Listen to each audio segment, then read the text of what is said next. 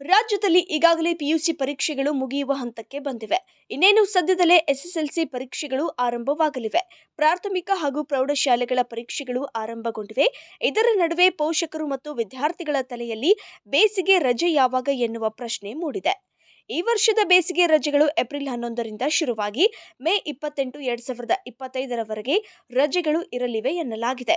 April ತಿಂಗಳಲ್ಲೇ ಬೇಸಿಗೆ ರಜೆ ಶುರುವಾಗಿ ಜೂನ್ಗಿಂತ ಮೊದಲು ಶಾಲೆಗಳು ಪ್ರಾರಂಭವಾಗುತ್ತವೆ. ಏಪ್ರಿಲ್ 10ರಂದು ಮಹಾವೀರ ಜಯಂತಿ ಇದೆ. ಅದಕ್ಕಾಗಿ ಒಂದು ದಿನ ಮೊದಲೇ ಅಂದರೆ ಏಪ್ರಿಲ್ 9ರಂದೇ ಫಲಿತಾಂಶ ಪ್ರಕಟಿಸಿ ಶಿಕ್ಷಣ ಇಲಾಖೆ ರಜೆ ಘೋಷಿಸುವ ಸಾಧ್ಯತೆ ಇದೆ.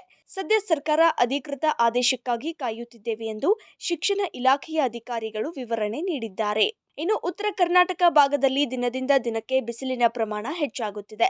ಶಾಲೆಗಳಿಗೆ ಹೋಗುವ ಮಕ್ಕಳ ಆರೋಗ್ಯದ ಮೇಲೆ ಇದು ಹೆಚ್ಚಿನ ಪರಿಣಾಮ ಬೀರುತ್ತದೆ. ಆದರೆ ಅರ್ಧ ದಿನ ಶಾಲೆನಾ ಅಥವಾ ರಜೆ ಕುರಿತು ಇಲಾಖೆ ಯಾವುದೇ ಮಾಹಿತಿ ನೀಡಿಲ್ಲ.